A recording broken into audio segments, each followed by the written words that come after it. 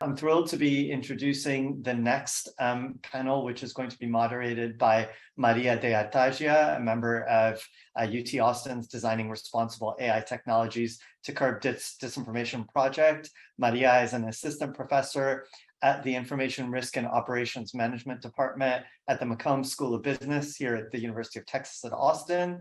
Her research is focused on algorithmic fairness and human-AI complementarity. And panel 2 will be around bias and fairness and dis and misinformation studies. So over to you, Maria. Thank you so much for the introduction, Dheeraj. And I am very excited to be moderating this panel today, talking with Rachel Moran, Sukrit, Venkatagiri, both of whom are postdoctoral researchers at the University of Washington, and Angie Holan, who is the editor-in-chief of PolitiFact. And so welcome, Rachel, Sukrit, and Angie. Before I pass it on to you to give us a brief introduction of your research and where you've been thinking about this problem from, the perspective that you've been thinking about this from, I wanted to talk a little bit about what is it that brought us to this panel. And so in the previous panel, we discussed a lot about what are the ways in which we can use technology and computational tools to support fact checkers. And a big portion of this has focused on technologies that are driven by machine learning. And as we have seen in many other domains, such as healthcare, public services, hiring, when we use machine learning to support experts in their decisions, we've often encountered a risk of algorithmic bias having unintended effects. And so what we wanted to do in this panel was talk about what does it mean to think about risks of bias? What does it mean to think about fairness in the context of supporting misinformation detection? And so with these, I'm going to pass it on to our panelists for a brief introduction. If you could each tell us a little bit about your work, and in particular, where you've been thinking, how you've been thinking about the topic of this panel today. And I will start with Rachel. Yeah, that's great. Is it okay if I share my screen? We had Sukrit and I are presenting together. We had a couple of slides we wanted to share. Yeah, of course. Brilliant. Give me a moment to do that. Okay. Great. You can see this? Yes, perfect. Okay, great. So Sukrit and I wanted to talk together because we're on the same project here at the CIP, which is the Election Integrity Partnership. So we can just give a brief introduction of the project and how we've been thinking through issues of fairness and issues of bias. Especially, we're attempting to kind of do rapid response to misinformation, which is a little uncomfortable for academics who don't usually work at speed.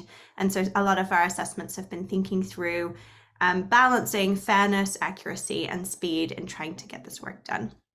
So just to give you a bit of background, Sukrit and I are working on the Election Integrity Partnership here at the Center for an Informed Public. We're based out of the University of Washington, but the Election Integrity Partnership is a collaboration between ourselves and Stanford's Internet Observatory. We actually did this project back in its first iteration in 2020 around the US presidential elections. And we're doing again now for 2022 around the midterm elections. So we were interested primarily in a pretty narrow scope when it comes to misinformation. We're interested in procedural misinformation about the election. So that's anything that is to do with the act of voting. And there's a kind of brief description you can see on the slides that is a little bit more in depth about that. As I said, we did this in 2020, produced a 300-page report, which you can go read on Stanford's website, called The Long Fuse. But basically what we attempted to do was build infrastructure so that we could quickly, around elections, monitor the spread of misinformation narratives, be able to conduct a certain level of empirical analysis using social media data or available social media data that we had, and be able to provide public outputs and a range of them, including blog posts that were designed for sort of journalists and election officials to find hopefully use out of. We worked more with journalists to communicate around misinformation narratives that we'd seen spreading online. We are not fact checkers. We work with fact checkers to provide context on the misleading claims that we're seeing, but we're interested in seeing the spread, how those narratives are changed and how they adapt across platforms. And so generally how they move around and then the impact that they have on people. Is this being taken up in a particular community? Is this being taken up on a particular platform? Questions like that. And as I said, we're back together. The band is back together for 2022, monitoring rumors and misinformation around midterm elections. So it's been a busy few weeks, and we expect it to be even busier as we get closer to that election date. I think it's under 2 weeks' time now. But I'll pass it to Sukrit, who can tell you a little bit about our process. Great, thank you, Rachel. I also want to cover the scope of what we're looking at in the EIP. So there's a couple different things that we're looking at. So the first is threats against election workers. So like Rachel said, rumors and mis and disinformation. But more specifically, it's threats against election workers, procedural interference. So, are there people saying that there are certain ways that you can't vote, or that there are people at ballot boxes with guns, or that's participation interference. And then we have delegitimization, so saying that the election was stolen, for example. Rachel, was there anything else that we have in scope? Okay.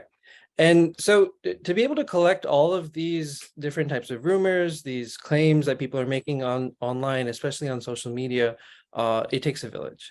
And so we take inputs from a number of different stakeholders, including the government, civil society organizations, media and journalists, as well as election officials. And we do that through EI-ISAC, which is a body that mediates our relationship with election officials.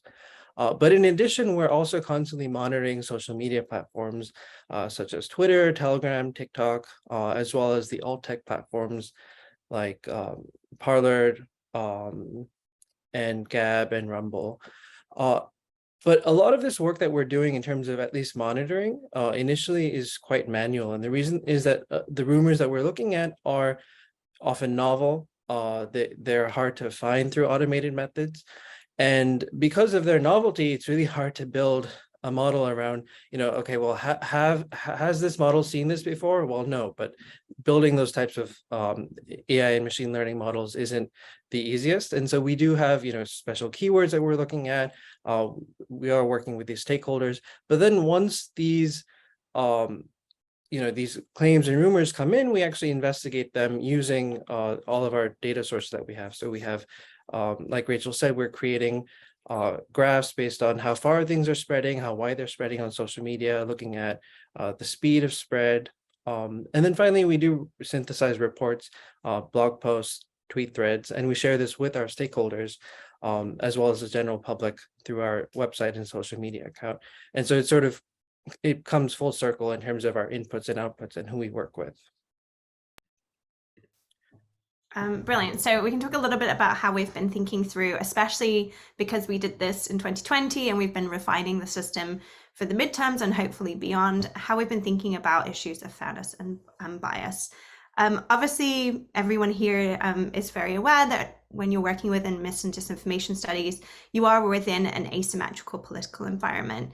We are well aware that a lot of the misinformation that comes through our system might pertain to either right-leaning kind of topics of choice or come from right-leaning individuals and communities more often than we see it coming from left-leaning communities. And that asymmetry can be a vulnerability. We work really hard to make sure that we are looking at left-leaning communities specifically so we can kind of monitor for any misinformation, and then we're not just assuming because of this asymmetry there is no misinformation happening on a particular side. It also gives us vulnerability because it leaves us open to attacks of bias and unfairness, especially when you do this work, you're sometimes not necessarily pointing fingers, but in the course of our research releasing data sets and reports that may name either individuals or organizations that we believe have been kind of responsible for a significant spread of rumor or misleading or at least unsubstantiated information, and that can, you know, not go so well in the reception from those individuals. So we do think a lot about the ideological asymmetries that come with doing this work. From the perspective of doing it within academia, we understand that we're coming with colonial and white supremacist legacies that come with institutional research.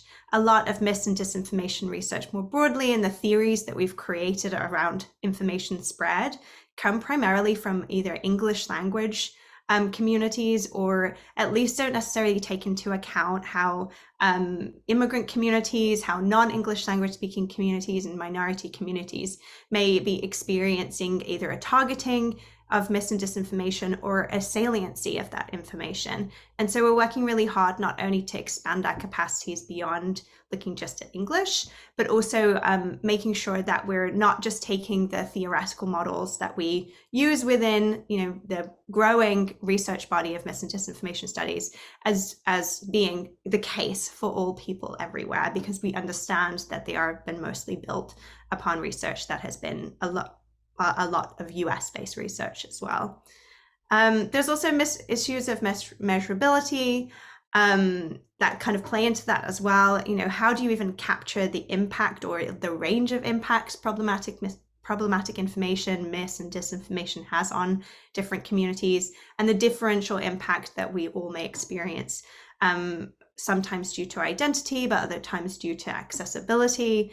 And so there's a lot of different considerations that we're thinking about when we're measuring, or at least building measurement tools when it comes to mis and disinformation studies, to making sure that we're thinking about issues of who we are building tools for and how that might be biasing our perceptions of the problem and the solution that's necessary. And the final thing I mentioned before I pass on to Sukrit is these temporal elements. As I said, you know, we're doing this project attempting to build a rapid response to misinformation, and academics are, you know, traditionally far from being rapid. So a lot of our research is trying to figure out how to balance the rigor that is one of the benefits of academia with speeding up the process to make our work actually have impact within a timely manner, and not just, you know, come out 3 years from now in an academic paper that very few people have access to. But those time constraints come with new sets of challenges. They lead us to overprivilege certain data sets that we have easy access to. For example, you know, having access to the Twitter API is wonderful and very quick for us to do research on, but is not necessarily giving us a good, or at least as close to total as possible view of the landscape of information that's out there. Thank you, Rachel. In addition, we're also optimizing for both the short term in terms of having those rapid outputs, but also the long term, making sure we do have high quality data sets that we can publish with. And so at times it is challenging to figure out, oh, you know, I really could use this data for a long-term research project, but then I actually need to collect it in a more systematic manner. But that is antithetical to what you're trying to do with the rapid response part of our work. So now, in terms of like mitigating bias and our conceptualization of bias, I actually want to argue that we should focus on justice instead of fairness. And so, you know, bias and fairness are opposite concepts in most fields. So if researchers prioritize studying one platform or one community over others, their actions may be, you know, perceived as being biased or unfair in terms of their focus. But here we argue that, you know, researchers, along with people who build these tools, platform owners and content moderators, should prioritize justice over fairness when conducting research into mis and disinformation. So what is a justice-oriented approach? Well, it's one that's focused not on what is fair in terms of input, so who is studied, but rather what is just based on who has, you know, the most influence, who's the most susceptible, and who's also the most harmed. And so, you know, for example, some individuals may have more influence in a network, so they may create or share claims at a higher rate. They may have greater importance or centrality within the network, or the design of platforms may enable, you know, greater velocity or virality of claims. So it doesn't make sense to target people who are, you know, less popular within a certain network, for example. But another set of actors may be more, psychologically susceptible than others to certain claims. They may also be more likely to change their behavior and engage in actions that harm themselves or others. And in that case, it makes sense to focus on those who are more susceptible in terms of, acting upon or believing mis and disinformation. And then finally, a third set of actors, they may be more harmed or more targeted by claims than others, either due to systemic issues such as discrimination and power hierarchies, but also for example, like Rachel mentioned, not focusing as much on other languages, non-English languages in the United States, and therefore also absence of tools to be able to study those non-English language platforms or content. And with that, I'll hand it over to Rachel. Yes, so just a couple of things to close before we pass it off.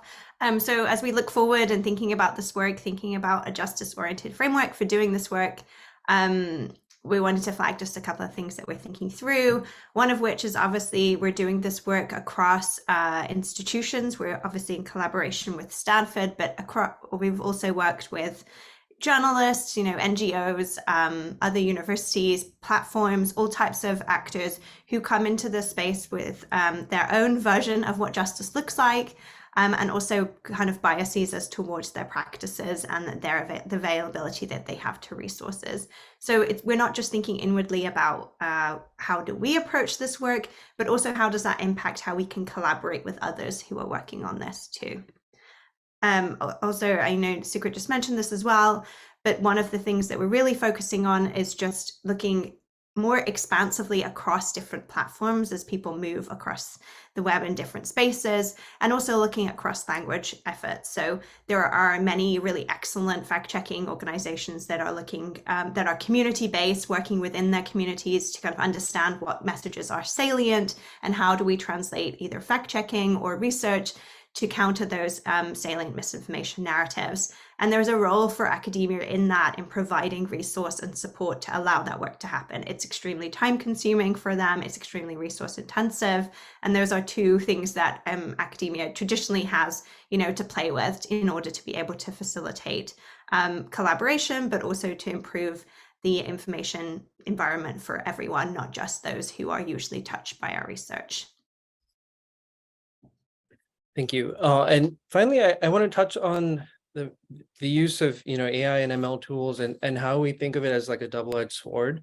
So for example, when we are looking at live streams, we may have 5 different live streams, and it's impossible for any one person to look at them simultaneously. So we transcribe them and we look at the transcripts, right? And that's a great use of machine learning tools. However, on the other hand, there's a challenge that like a lot of people have pointed out with, not only cheap fakes, but also generative models and synthetic media. And it seems like, the better AI gets, the better it is for us to use in our tools. But it also makes it harder to do the work that we're trying to do. So, initially we had images of like a shark on a highway during Hurricane Harvey that's been reused multiple times, which it's not synthetic media, just it's manipulating our desire to want to believe these images. The same thing with a video of Nancy Pelosi that was slowed down to make it seem like she was drunk. But moving forward, I think that I don't want to overhype the potential damage that deepfakes and generative media can have. But if I can, Rachel, can you play that video? And maybe start at the 19-second mark. So she's scanning her face to create an avatar in VR, and this is what her avatar looks like. And it's captured all of the aspects of her face. It's able to capture lighting, and that's something that is incredibly powerful, to be able to use in VR. But also, someone could, in the same way, wear a mask of someone else and use that to create a video, right? And so we want to be able to think about how can we not only build tools to combat or identify videos like that, but also how can we do it in social manners? So, making people aware that, such tools exist, but also being able to look into the provenance of media when they find something. And with that, I'm happy to pass it on to Angie. Thank you both so much for that overview. I think that it touched on so many of the topics that we want to delve into further today. And Angie, if you could tell us a little bit about both the work that you have done and where you've been thinking about this topic from. Thanks so much for having me. So I'm Angie Drobnic Holan. I'm editor-in-chief of PolitiFact, the national politics fact-checking website that is part of the Poynter Institute. And just currently, I am on leave. I am a Nieman Fellow at Harvard. I'm studying journalism and democracy. So I'm a little bit out of the day-to-day fact-checking that's going on for the midterm elections. Just to frame PolitiFact within the context of this conversation, we do consider ourselves a newsroom and that we are working journalists. So we are not part of academia or a research project on our own, although we do quite a bit of work with academics and research projects. They will use our fact checking to identify misinformation or to publish corrective misinformation. But I mention this because we're not, we don't have an agenda of correcting misinformation. Our primary agenda is journalistic reports that inform readers about what was said, what the facts of the matter are. And then our rubric is we have what's called the truthometer, where we issue a rating on whether the specific message was accurate or not. And the ratings are true, mostly true, half true, mostly false, false, and pants on fire. So pants on fire means the statement is inaccurate and makes a ridiculous claim. So when we think about problems of bias, like our initial approaches as journalists, so to eliminate bias, we're looking to make sure that our reporting is as thorough as possible. Part of our method is to contact or attempt to contact the person who made the claim to find their backup evidence. That's especially key when we are fact-checking candidates or elected officials. We try to do our best to survey the whole field of research of whatever particular issue that it is that we're fact checking. So if it's perceived to be a public issue where there are multiple sides, we want to make sure that we talk to all sides and show in our reports that we've talked to all sides. And then on our website, PolitiFact.com is primarily where we publish. We deal with issues of story selection, which, like, for journalists, a frequent charge of bias is leveled against us for story selection. So we're trying to deal with that. Now, I will say we do fact check across the political spectrum from right to left, but we fact check more frequently claims that sound wrong. Our standard is we fact check claims that would make the average person say, I wonder if that is true. Certainly during the Trump administration, we fact checked Donald Trump multiple times, many more times than Barack Obama during a comparable time frame, because Trump made many more provocative claims that sounded wrong. So in that case, like a charge of bias of, oh, you fact checked Trump more than Obama, we would say, we did fact check him more, but we fact checked him more because he made more claims that met our criteria of sounding wrong. So there are a few things that we do not do on the site. We do not we do not have quotas by party. We do not do a random selection of statements. That's another question we get. What you're seeing on our website is statements that we selected because they sounded false and we thought they might be of high interest to our audience. And our audience is the general electorate. So we consider our audience anybody we're kind of a US centric organization, although we do have some worldwide readership, but we consider ourselves US centric, and anybody within the sphere of US politics seeking information, we do consider part of our audience. So that's how we think about bias in regards to our journalism and our politics. Now, having worked with a number of academic projects and with the platforms on AI techniques for deploying our fact checks so that people can have corrective information, there have been charges of bias there too. Some of them are very similar to the kind of asymmetrical patterns of like, you fact checked our team more often, that means you're biased. I don't think there's a lot we can do about that. But there are challenges with AI that can be perceived as biased. Sometimes if a corrective information is deployed and let's say it doesn't apply to that. Let's say a fact check was applied to a statement that wasn't what was fact checked. So we've seen that with our Facebook program. And then people like, instead of being like, you made an error, there's often the charge of you're biased against us. So sometimes things that are just part of the errors of the algorithm or the AI process, particularly, and what I'm really thinking of here are mismatches, where a fact check is applied to the statement that wasn't fact checked because of natural language errors, or because of, sometimes it's a human error, sometimes a staff member applied a fact check wrongly. We get charges of bias that way. Now, I would argue that those are not really problems of bias. Those are more problems of either natural language processing or human error. But yet we have to often answer to the charge of bias. And then I'll just wrap up my remarks, my opening remarks here. But one thing I do want to say is that bias is one value among several. And frankly, bias, I think, has to come in second place for us to accuracy. So if something is, we cannot, to avoid a charge of bias, we cannot be inaccurate. The accuracy is our core value. It must come first. And for us, that would be, our number one value would be accuracy. And then we deal with other values of story selection, bias, comprehensiveness, and the like. So. Thank you so much. There's so many things that have come up as common threads. The fact that there's so many stages of the process where concerns of bias may come in, the selection of stories, the verdicts. There's also the fact that there's different stakeholders. There's the consumers of information, there's the subjects of information.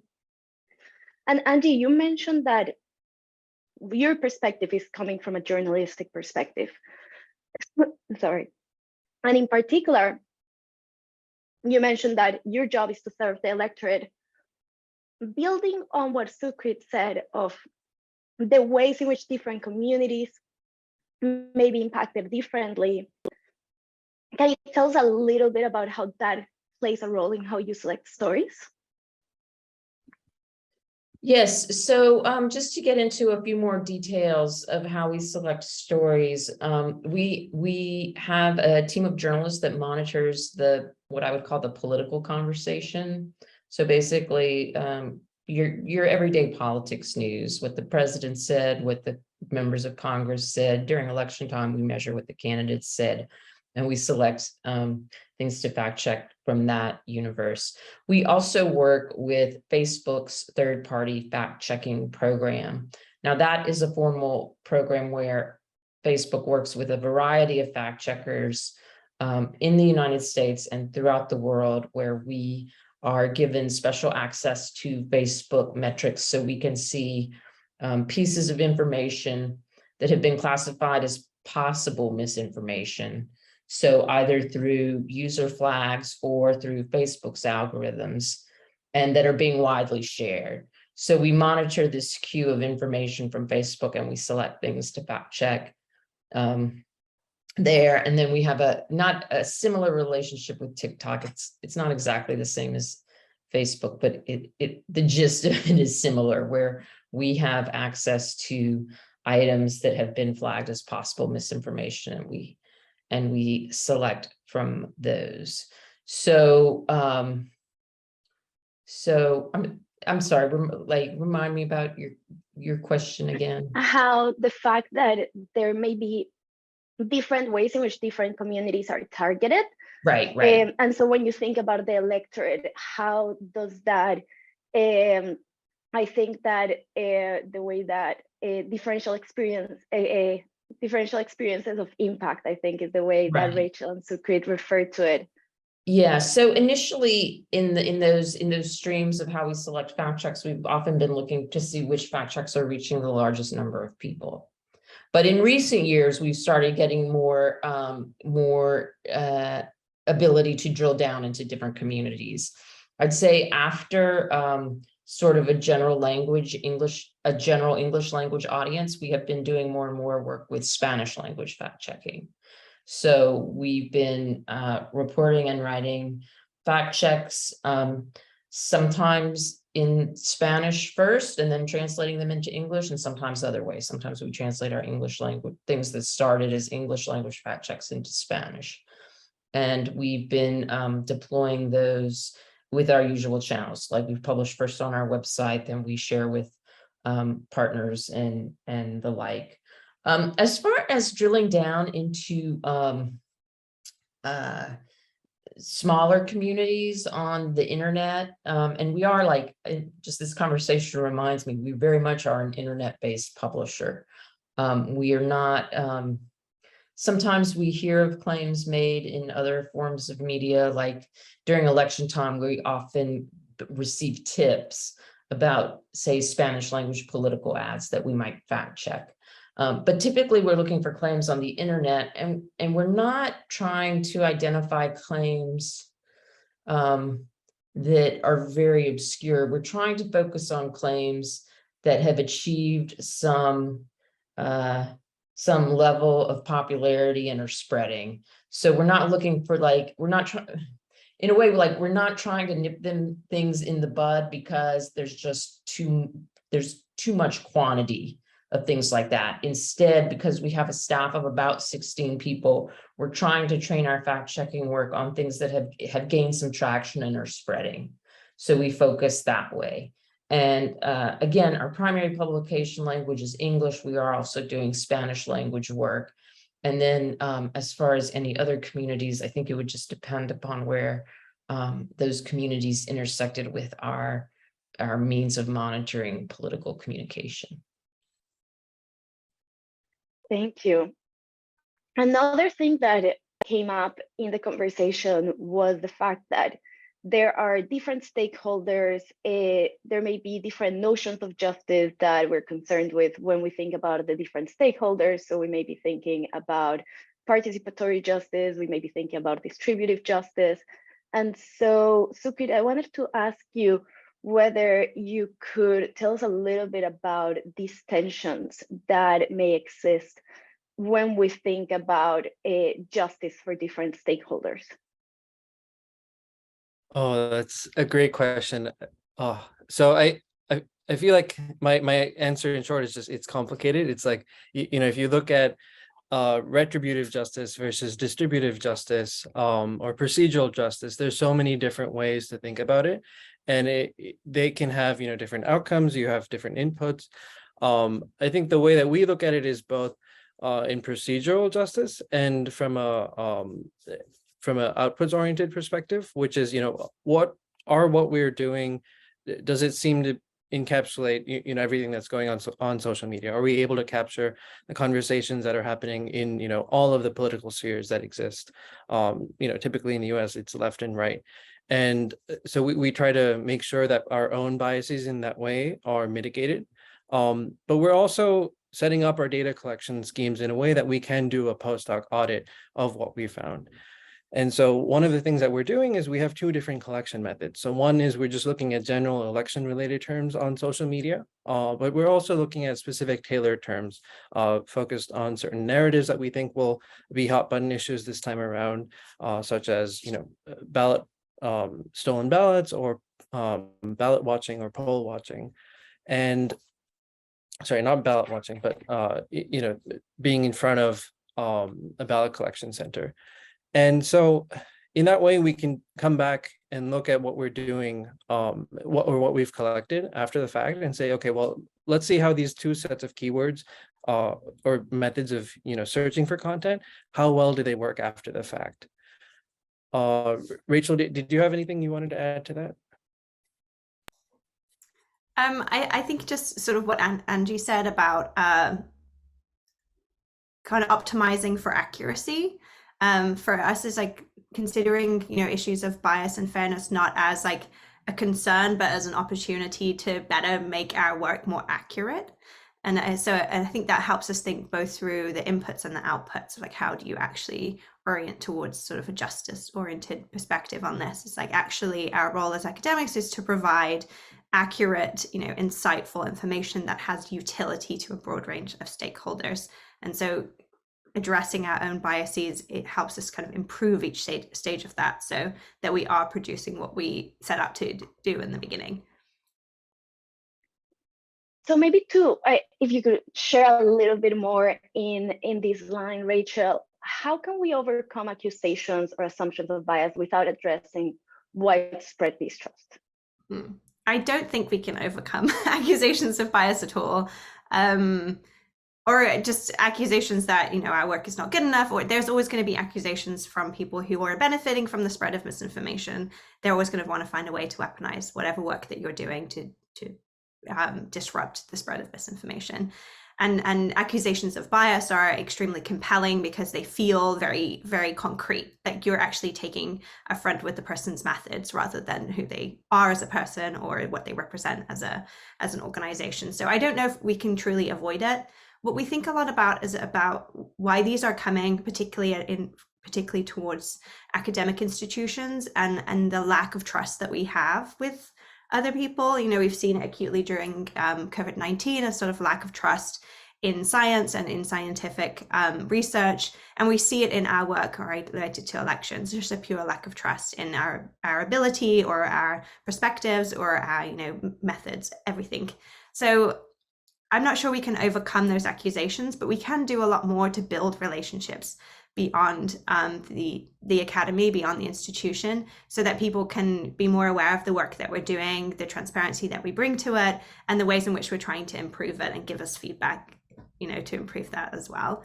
So yeah, it's kind of an impossible task potentially to completely avoid getting accused of being biased or unfair, but there's definitely a productive opportunity for us to look and see where we need to build better relationships.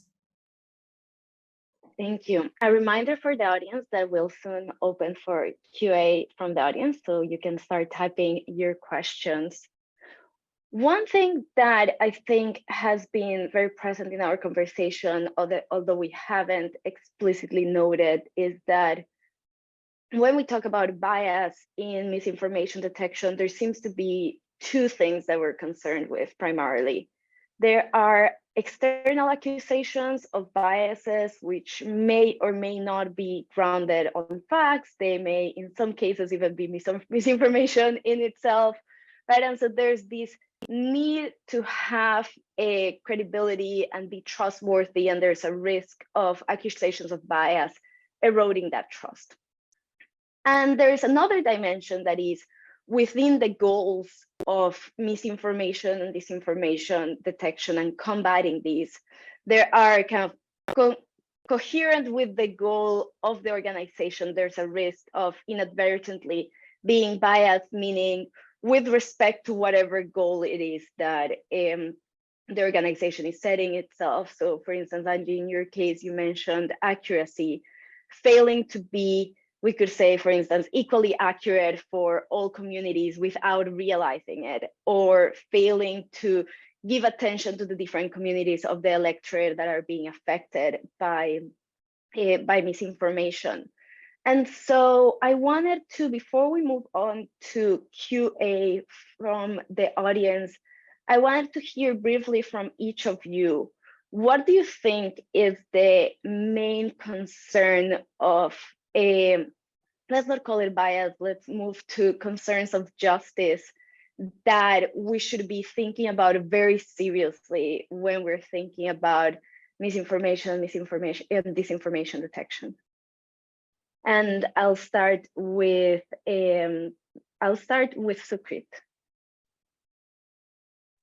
Thanks, Maria. I think one important thing that maybe we haven't touched on as much is the tools that we use, and how that, you know, interacts with justice. So for example, here at the CIP, we focus a lot on Twitter, but it's also because Twitter has the best API for us to be able to study. And we are trying to work with or work on and study other platforms, but it's so incredibly hard to be able to do this kind of work because it's much more manual or much more hacky in the way that we're trying to do our research.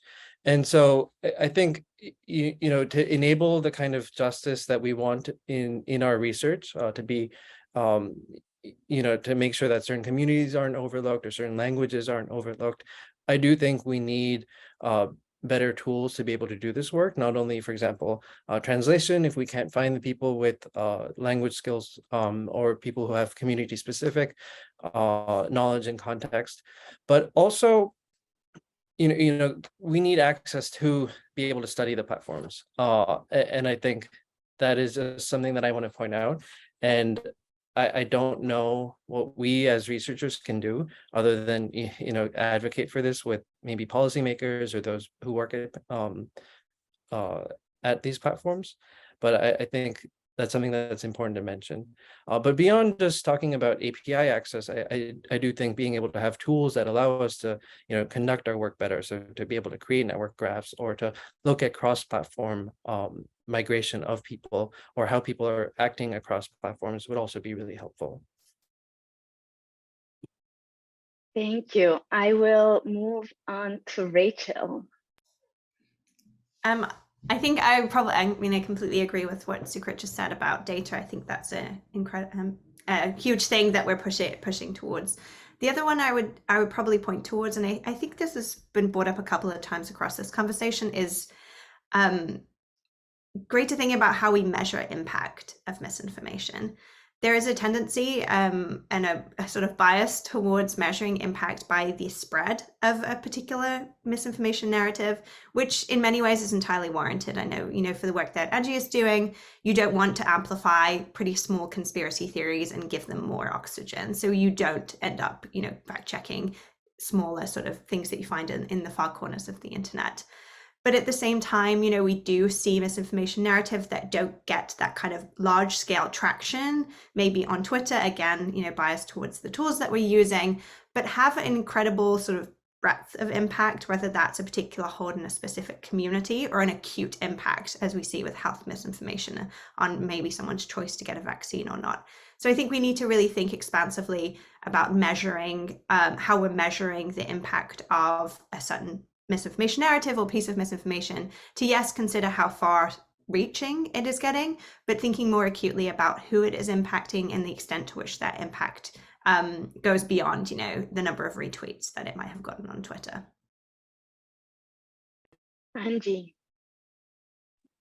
Yeah, I mean, the framework of justice is an interesting one for a journalist to contemplate because it's not typically part of our area of practice. I mean, when I think of justice, I think of courts, or I think of policymakers, or I think of people who are active participants in the political process. Whereas when I think of journalists, I think we are information conduits. And I'm not trying to diminish our role in the process, but as far as creating outcomes that achieve justice, sometimes that would seem very much beyond the journalist's purview.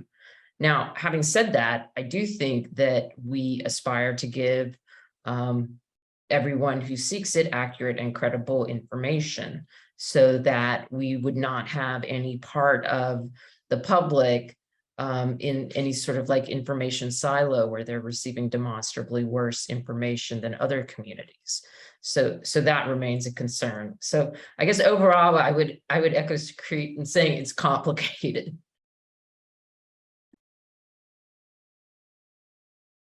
So building up on this topic of justice, there's a question from the audience that they really appreciate the distinction between fairness and justice.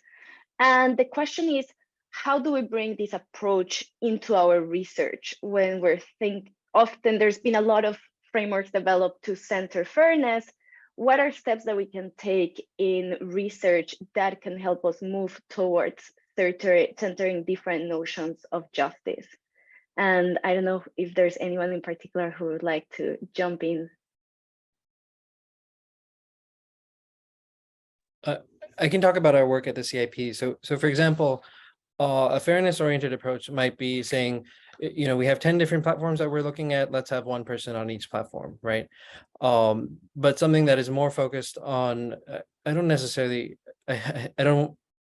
think everything should necessarily be about justice, but about the potential harms that affect people, but also who's spreading what and how much. And so, for example, on Twitter, it is sort of become the default town square for everyone. And so we do have more people on it, not only because we have better tools, but also because that's where other people are looking to see what's going on. What are people saying? But we're also focused, we have, a small team that is dedicated to Vietnamese and Spanish language. And that's because we find that, A, that they have less resources, and B, that they may also be most affected by what's going on. And because they have less resources, they're also probably the most impacted. And so in that way, I think it's more about having conversations within ourselves, as an organization or as a community, to look at, what are we focused on and why are we focused on those particular aspects of, the community or the platform or what have you, based on the potential impacts that they are having or that they may be subject to.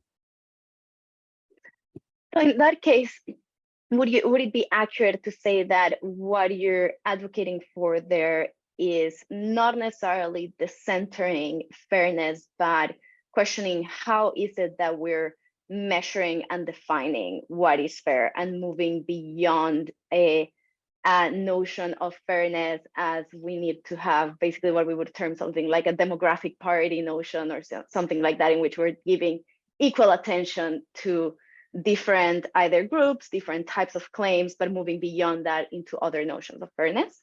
Yeah, exactly. So fairness, not only in terms of inputs, but also the potential outputs.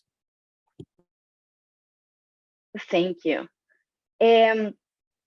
One more question that I wanted to highlight from the audience for Angie, that one thing that we've been discussing is the presence of different languages and the choice to focus on some languages and others.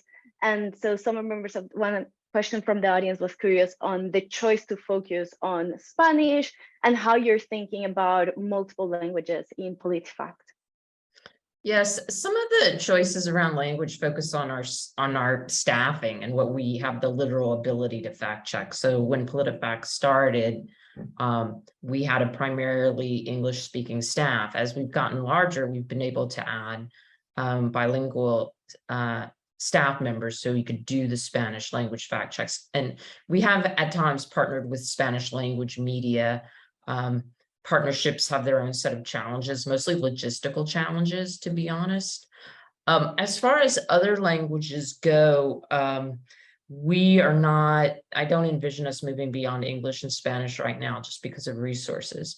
But I should add that there is one of the groups that the University of Washington is working with, Venkatagiri, which is a new Spanish language, kind of a consortium of fact checkers. And we may see more projects like that moving forward. Like I could foresee US-based fact checkers working with maybe fact checkers in other countries to do different languages.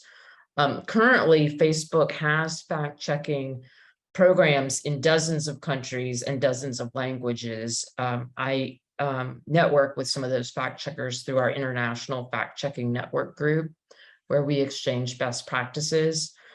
So there is a lot of non-English language fact checking going on Facebook. It just tends to be country specific.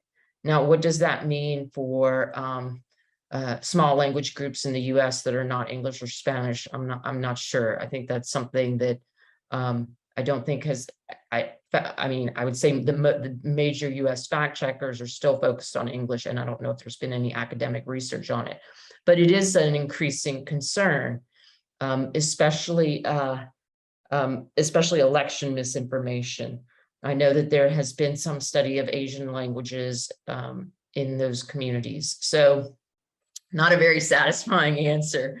But it's like there's so much misinformation in English and Spanish, and then we have staffing challenges to do other languages.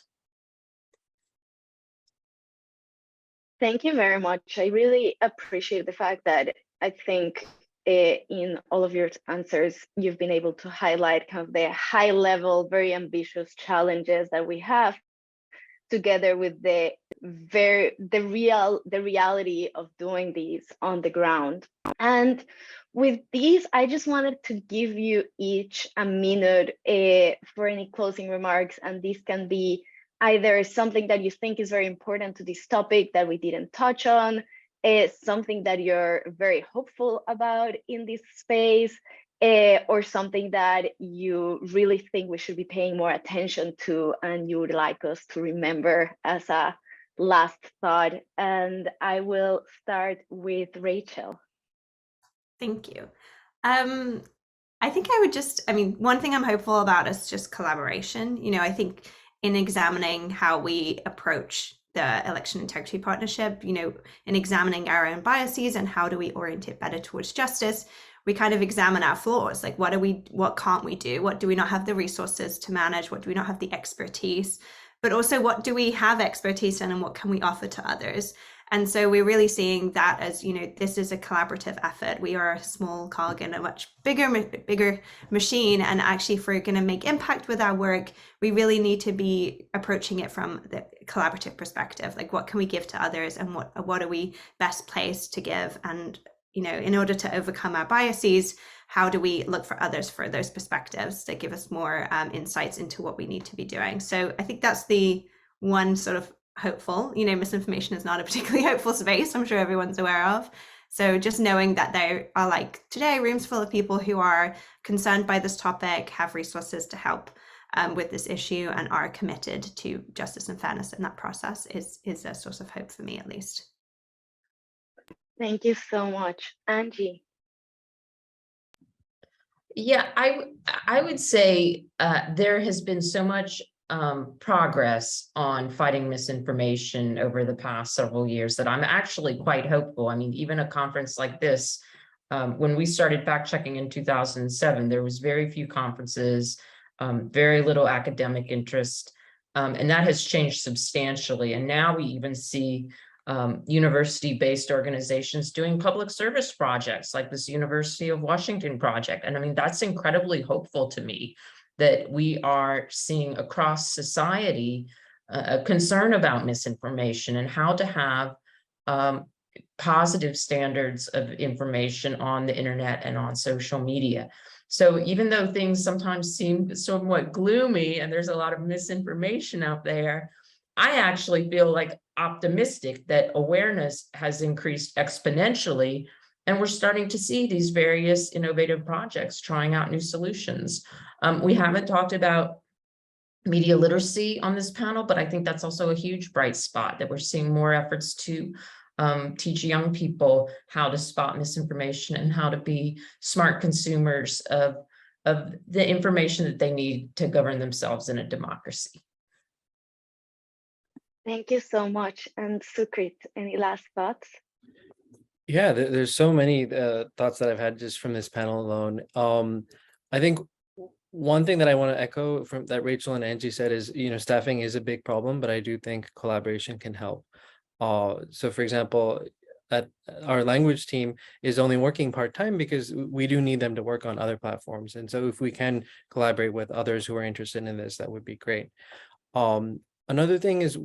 Another challenge that I think is maybe an open call for help is looking at live streaming platforms or ephemeral content. And that is so incredibly challenging, both again, because of staffing issues, but a lack of tools. And so, if anyone is out there who's looking at this or working on tools, please feel free to reach out to us or just, send us an email saying, hey, I'm working on this tool. And I think that would be great.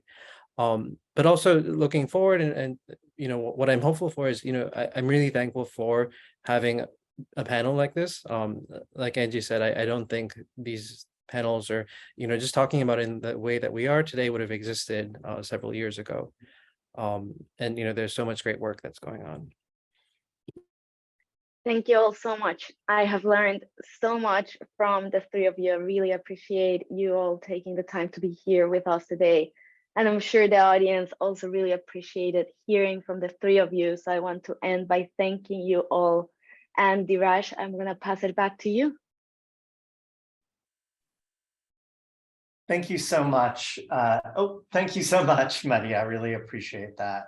It was an absolutely wonderful panel, a lot of discussion that got generated, and thank you, Maria, and to the panelists for hosting that.